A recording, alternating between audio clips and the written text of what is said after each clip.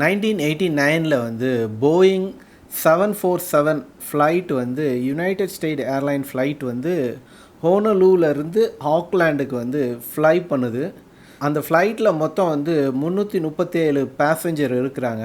Flight வந்து 22,000 அடி மேலே வானத்தில் இருக்கும்போது அதோட கார்கோ டோர் வந்து திறந்துருது. இதனால் என்ன ஆகும்னா, அவுட்டர் ப்ரெஷரும் கேபின்குள்ளே இருக்கக்கூடிய ப்ரெஷரும் வந்து அந்த ஆக்சிஜன் லெவலை வந்து மெயின்டைன் பண்ண முடியாமல் அந்த டோர் வந்து ஓப்பன் ஆயிடுது.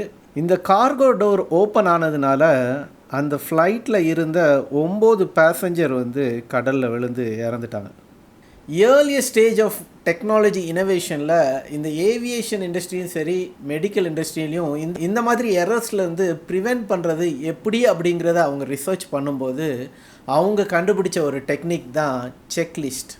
நான் ரீசெண்டாக ஒரு புக்கு ரீட் பண்ணேன், செக்லிஸ்ட் மேனிஃபெஸ்டோ. இந்த புக்கோட ஆத்தர் வந்து அத்துல் குவாண்டே. இந்த ஏவியேஷன் இண்டஸ்ட்ரியும் சரி, மெடிக்கல் இண்டஸ்ட்ரியும் சரி, ரெண்டுலேயுமே வந்து ஹியூமனோட லைஃபோட டைரெக்டாக ரிலேட் பண்ணக்கூடிய ஒரு இண்டஸ்ட்ரி. ஸோ ஒரு ஃப்ளைட்டோட ஏதோ ஒரு சின்ன இஷ்யூ நடந்துச்சுனாலும் அந்த ஃப்ளைட்டுக்குள்ளே இருக்கக்கூடிய அத்தனை பேரோட உயிரும் வந்து லாஸ் ஆகிறதுக்கு வாய்ப்பு இருக்குது. அதே போல் ஒரு ஆப்ரேஷன் தேட்டருக்கு கொண்டு போகக்கூடிய ஒரு பேஷண்ட்டோட கிளியரான இன்ஃபர்மேஷன் அவங்கக்கிட்ட இல்லை அப்படின்னா ஆப்ரேஷனை மாற்றி பண்ணுறதுக்கும் சரி, அந்த ஆப்ரேஷனில் ஏதாவது ஒரு சின்ன மிஸ்டேக் பண்ணுறதுக்கும் வாய்ப்பு அதிகமாக இருக்குது. இந்த மிஸ்டேக்ஸ்லேருந்து ப்ரிவெண்ட் பண்ணுறதுக்கு செக்லிஸ்ட் மேனிஃபெஸ்டோ வந்து யூஸ் பண்ணுறாங்க. பொதுவாகவே ஒரு ஃப்ளைட்டில் வந்து ஒரு பைலட் உள்ளே வந்த உடனே அவர் செய்யக்கூடிய செக்லிஸ்ட்லாம் நிறையா இருக்குது. நார்மலாக அவங்க வந்து அந்த காக்பீட்டில் உட்கார்ந்த உடனே இன்ஜினை ஸ்டார்ட் பண்ணுறதுக்கு முன்னாடியே ஒரு செக்லிஸ்ட் இருக்கும், அந்த செக்லிஸ்ட்டை கோ த்ரூ பண்ணணும். இன்ஜினை ஸ்டார்ட் பண்ணதுக்கப்புறம் ஒரு செக்லிஸ்ட் இருக்கும், அந்த செக்லிஸ்ட்டை அவங்க கோ த்ரூ பண்ணணும். அந்த கேட்டில் இருந்து ஃப்ளைட்டை வந்து மூவ் பண்ணுறதுக்கு முன்னாடி ஒரு செக்லிஸ்ட் இருக்கும், அதை அவங்க வந்து கோ த்ரூ பண்ணணும். சப்போஸ் ஒரு நார்மல் இல்லாமல் ஒரு அப்நார்மல் சுச்சுவேஷன் ஆகுது, அதாவது ஃப்ளை பண்ணிகிட்டு இருக்கும்போதே காக்பீட்டில் வந்து ஒரு ஃபயரோ இல்லை ஒரு ஸ்மோக்கோ வந்துருச்சுன்னா அப்போ என்ன செய்யணும் அப்படிங்கிறதுக்கும் அவங்கக்கிட்ட ஒரு செக்லிஸ்ட் இருக்கும். ஸோ என்டையர் ஏவியேஷன் இண்டஸ்ட்ரி நம்ம சேஃபாக ட்ராவல் பண்ணுறதுக்கு யூஸ் பண்ணக்கூடிய டெக்னிக் டூல் என்ன அப்படின்னா செக்லிஸ்ட். இந்த புக்கை நான் ரீட் பண்ணதுக்கப்புறம் இந்த செக்லிஸ்ட் அப்படிங்கிற இந்த டூலை வந்து என்னுடைய லைஃப்பில் நான் டே டு டே எங்கே அப்ளை பண்ணலாம் அப்படிங்கிறத யோசிக்கும்போது ஸோ 2 விஷயங்களில் நான் யூஸ் பண்ணிகிட்ருக்கேன். இப்போ நான் யூடியூப் எடுத்துகிட்டு இருக்கேன்ல, இந்த யூடியூப்பில் வந்து ஸோ ஒரு யூடியூப்பில் வீடியோ வந்து நான் ஷூட் பண்ணி முடிச்சுட்டு அதை அப்லோட் பண்ணோடனே என்னெல்லாம் செய்யணும் அப்படிங்கிறதுக்கு ஒரு செக்லிஸ்ட் வச்சுருக்கேன். இந்த வீடியோ வந்து நான் ரெக்கார்ட் பண்ணி முடித்ததுக்கப்புறம் யூடியூப்பில் அப்லோட் பண்ணும்போது என்னென்ன விஷயங்களை நான் கண்டிப்பாக செஞ்சுருக்கணும் அப்படிங்கிறதுக்கு ஒரு செக்லிஸ்ட் வச்சுருக்கேன். இதுதான் என்னுடைய நோஷன் பேஜ். ஸோ இன்றைக்கி நம்ம ஷூட் பண்ணிகிட்ருக்க வீடியோ எது அப்படின்னா how to get things right. So இதுக்கு கீழே வந்து லாஸ்ட்டாக வந்து பார்த்தீங்கன்னா கீழே ஒரு செக்லிஸ்ட் இருக்குது. பிஃபோர் பப்ளிஷ் பண்ணும்போது என்னென்ன நான் பண்ணியிருக்கணும் அப்படிங்கிறது. ஸோ இந்த செக்லிஸ்ட் ஒவ்வொன்றா நான் செக் பண்ணுவேன். ஸோ வீடியோ வந்து அப்லோட் பண்ணுறதுக்கு முன்னாடி நான் என்னென்னலாம் செய்யணும், அப்லோட் பண்ணும்போது அங்கே நான் என்னென்ன செய்யணும் அப்படிங்கிறது, டிஸ்கிரிப்ஷன் ஆட் பண்ணியிருக்கேனா அப்படிங்கிறத பார்ப்பேன். ஸோ ஒரு இன்ட்ரோடக்ஷன் அதில் எழுதும்போது கீவேர்ட்ஸ் எல்லாம் ரிலவெண்ட்டாக இருக்கா, நான் அப்லோட் பண்ண கண்டென்ட்டுக்கு ரிலேட்டடான கீவேர்ட்ஸை வச்சு நான் ஒரு இன்ட்ரோ எழுதியிருக்கேனா, இந்த வீடியோவோட எண்டில் வந்து நான் வந்து ஏதாவது ஒரு வீடியோவை பார்க்குறதுக்கு ஒரு சிடிஐ நான் சொல்கிறேன்னா அப்படிங்கிறதும், ஸோ இந்த வீடியோவுக்கு சம்மந்தமாக நான் ஏதாவது ஒரு ரிசோர்ஸஸை நான் இதில் ரெஃபர் பண்ணுறேன், புக்கு எல்லாம் ஏதாவது ஒரு ஆர்டிக்கிளை நான் வந்து இந்த வீடியோவில் சொல்கிறேன்னா அதோட ரெஃபரன்ஸை நான் டிஸ்கிரிப்ஷனில் ஆட் பண்ணுறேன்னா அப்படிங்கிறத பார்ப்பேன். முந்தி டைம் ஸ்டாம்பிங்லாம் பண்ணிகிட்டு இருந்தேன், இப்போ நான் டைம் ஸ்டாம்பிங் பண்ணுறதில்ல. அப்படி பண்ணுறதா இருந்தால் அதையும் வந்து செக்லிஸ்ட் பண்ணோம். அதுக்கப்புறம் வந்து டிஸ்கிரிப்ஷனில் வேறு என்னென்ன ஹேஷ்டேக் நான் யூஸ் பண்ணலாம் அப்படிங்கிறதையும் நான் பண்ணியிருக்கேனா அப்படிங்கிறத செக் பண்ணுறது, வேறு தம்ப்நெயில் டிசைன் பண்ணிட்டேனா, வேறு வந்து யூடியூப்பில் வந்து டேக்ஸ் ஆட் பண்ணும், அந்த டேக்ஸையும் ஆட் பண்ணிட்டேனா, வேறு எண்ட் ஸ்க்ரீனை வந்து நான் வந்து பண்ணிட்டேனா, கார்டு ஏதாவது இருந்துச்சு வேறு ஏதாவது ஒரு வீடியோ நான் ரெஃபர் பண்ணுறேன்னா அதை நான் ஆட் பண்ணிட்டேனா இந்த இதில்.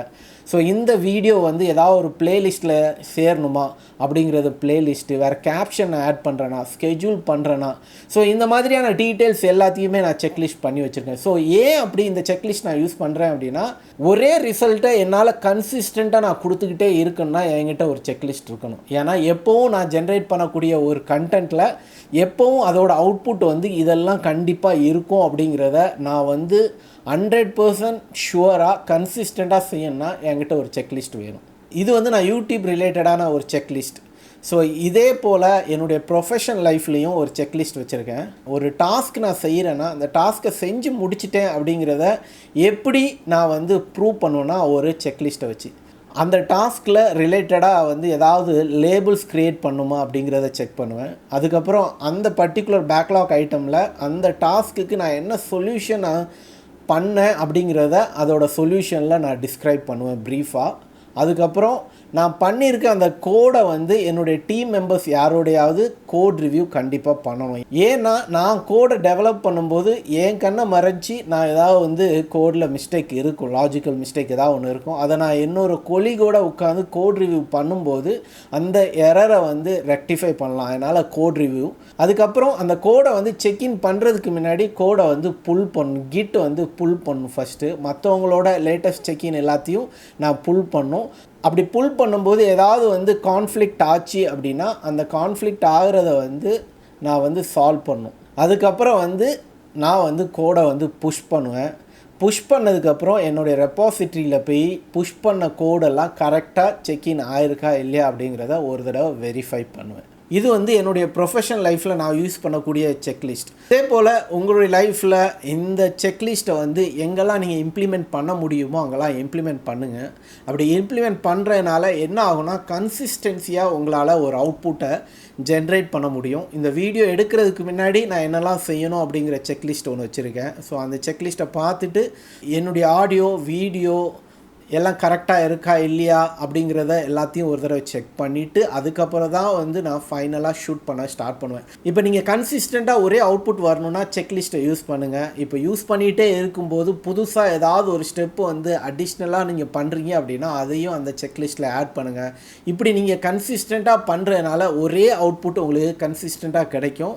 உங்களுடைய குவாலிட்டி ஆஃப் ஒர்க் வந்து இம்ப்ரூவ் ஆகும். நான் லேசியாக இருக்கும்போது எப்படி ஒரு ஹேபிட்டை ஸ்டிக் பண்ணுறது அப்படிங்கிறத உங்களுக்கு தெரிஞ்சுக்கணுன்னா இந்த வீடியோ கண்டிப்பாக பாருங்கள். இவ்வளோ நேரம் உங்களுடைய வேல்யூபிள் டைமை ஸ்பெண்ட் பண்ணி இந்த வீடியோ வாட்ச் பண்ணதுக்கு ரொம்ப தேங்க்ஸ். கண்டென்ட் பிடிச்சிருந்தால் உங்களுடைய ஃபீட்பேக்கை கீழே கமெண்டில் சொல்லுங்கள். லைக் பண்ணுங்கள், ஷேர் பண்ணுங்கள், மறக்காமல் சப்ஸ்கிரைபும் பண்ணுங்கள். மறுபடியும் இன்னொரு வீடியோவில் உங்கள் எல்லாரையும் சந்திக்கிறேன். அது வரைக்கும் பாய்.